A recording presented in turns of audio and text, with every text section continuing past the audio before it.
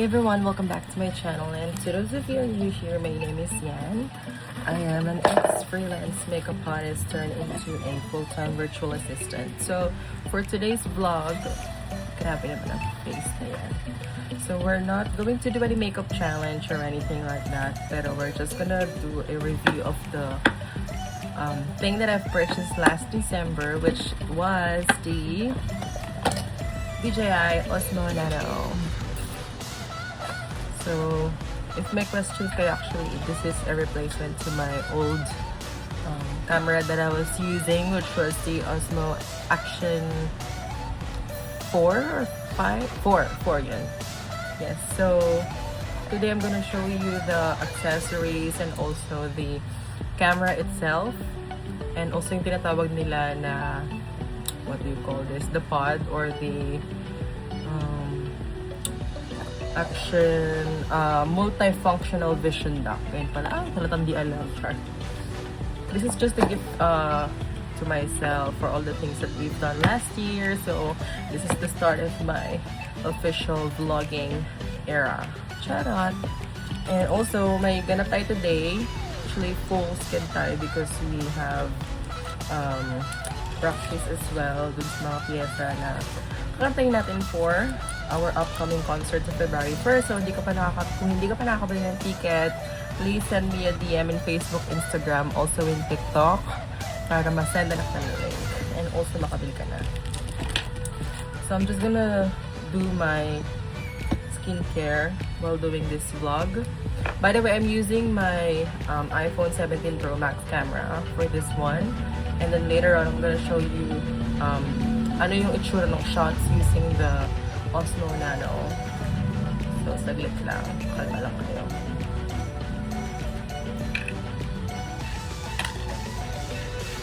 So, by the way, this is clindamycin. I got this from the Derma.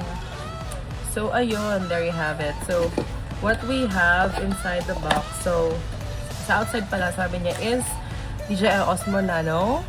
Standard combo, bundle standard. I got the 128GB. So you have an option to get the 64GB, pero kinuha ko yung mas malaki since kaya naman ang budget. And also you have the option to install another SD card on the Vision dock for another capacity or storage na pwede nyo magamit on top of the 128GB. So actually, nagamit ko na siya for like 2 weeks ata or 3 weeks, and na-use ko na siya sa previous vlog ko before nito. So, I'll just show you the accessories inside the box and also sample shots from the camera itself. So, hindi na siya naka-plastic. Sabi dito sa likod, we have the camera itself. So, I have the camera here. Ito siya. Actually, nakalagay na yung protective case. So, ito yung protective case niya. Tatanggalin ko para makatawa. Ayan. So, ito yung protective case. Meron din siyang parang metal chururut dyan sa gilid. And then, this is the camera. It's like a thumb-size camera. And that's actually what got me sold because maliit siya. Very much usable siya for POV shots. Like yung, kasi mamaya I'll show you. Pero ang hindi ko lang talaga nabitan dito is yung word na DJI. Sobrang laki niya. Parang obvious na may camera ka nasuot kasi may logo ng DJI. Kasi parang sikat na yung brand. So parang pag nakita ka ng mga tao, ay, she's filming like that. Yun naman yun sa akin.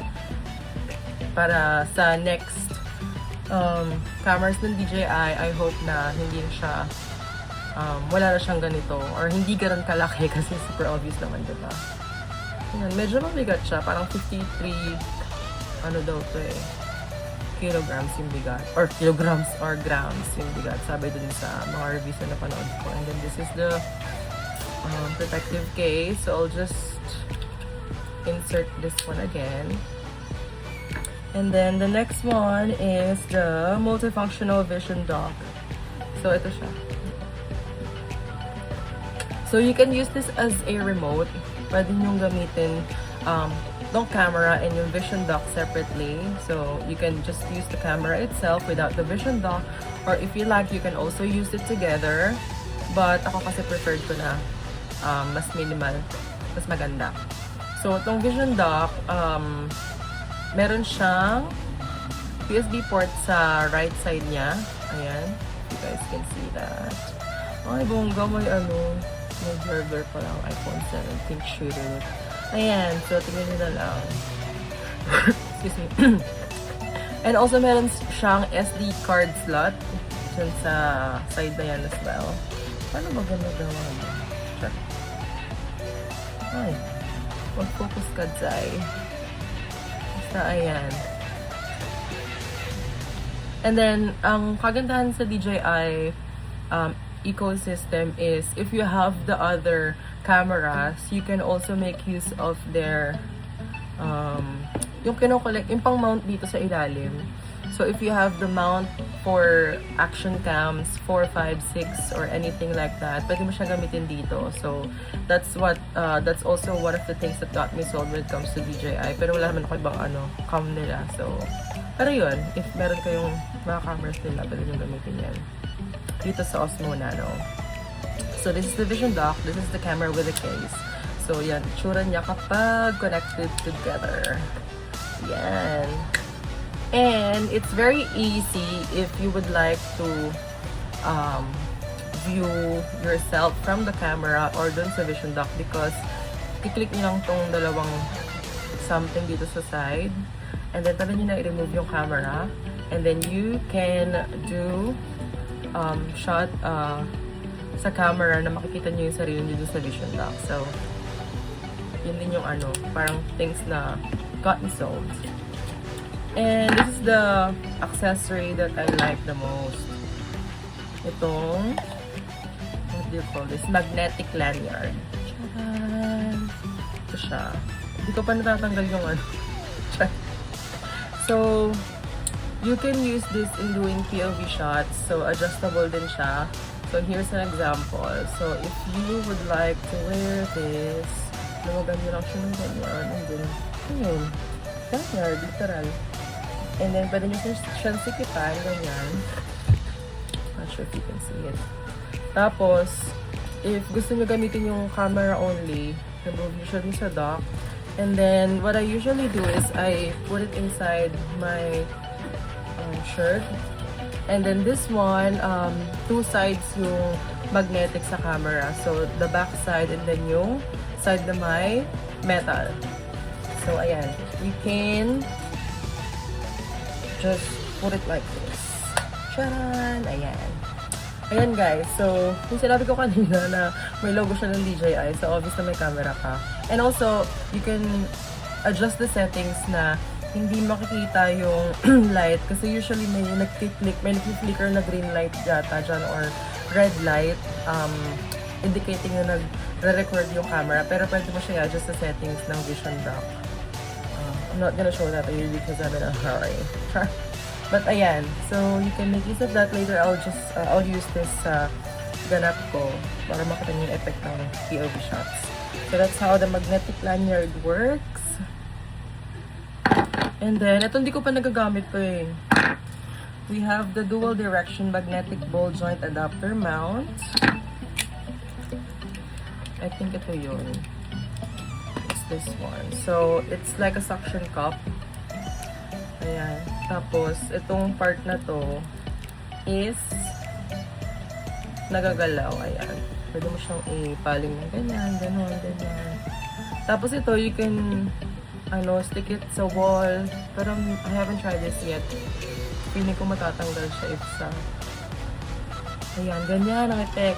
Pwede sa mga sa mga kotse, sa mga flat surfaces, pero I'm not sure kung magsistick siya makatagal sa wall. That's it. And then, we have the ito yung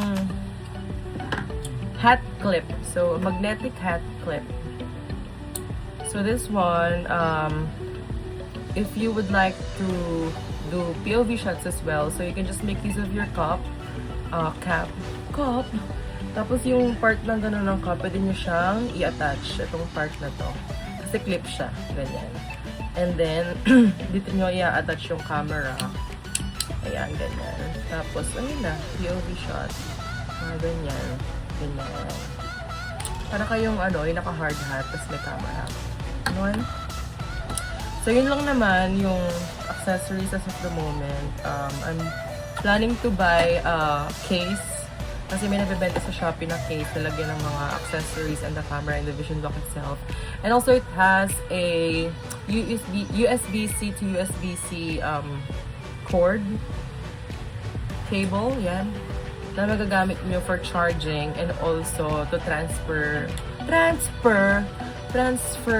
files from the Vision Dock going to any external device like laptop or phone or tablet.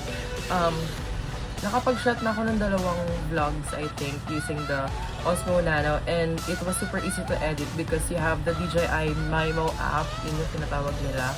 So, parang pwede ka nang mag-edit directly dun sa Mimo app from the shots that you had from the Vision Dock. So, just need to connect the camera to the phone or tablet na merong app itself ng DJI, and then meron silang mga filter options na pwede mo gamitin for free, and also music. You can also edit the texts there. Super easy niya kasi dati gumagamit ako ng other application to edit my videos, but luckily meron DJI Mimo app, and that's where I am doing my editing now. So it's very easy, and also maraming filters na maganda. So that's it so far. I'll just go outside na. Hindi ako nakapag-skincare chururot namin pala. So lalabas na ako, and then I'll show you how I use the magnetic lanyard in doing my shots, and then I'll try to get samples of using the what else?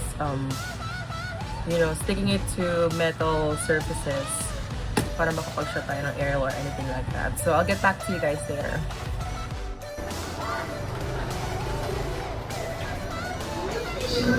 Ito yung driver. N1459. Huh? 5NG.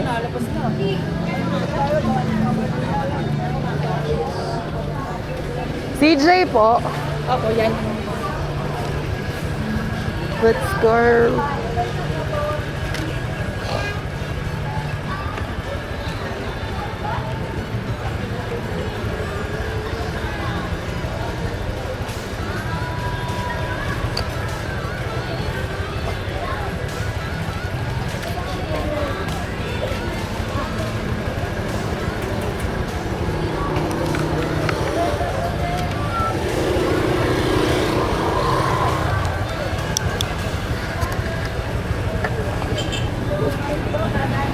Okay na.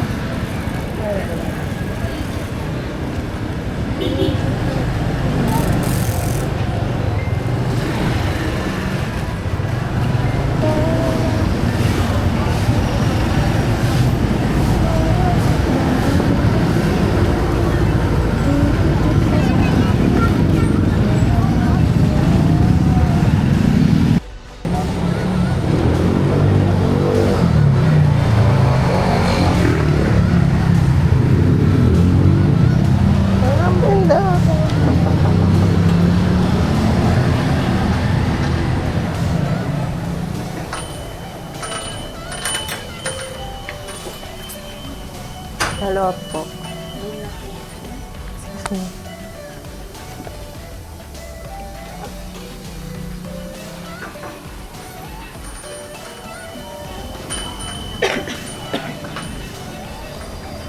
Ayun ako po.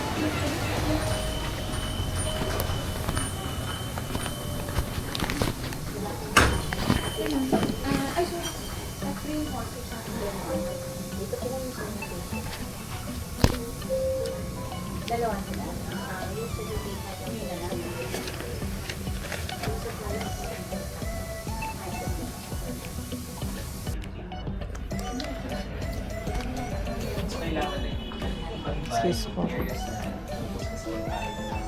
Ayun pa. May tao.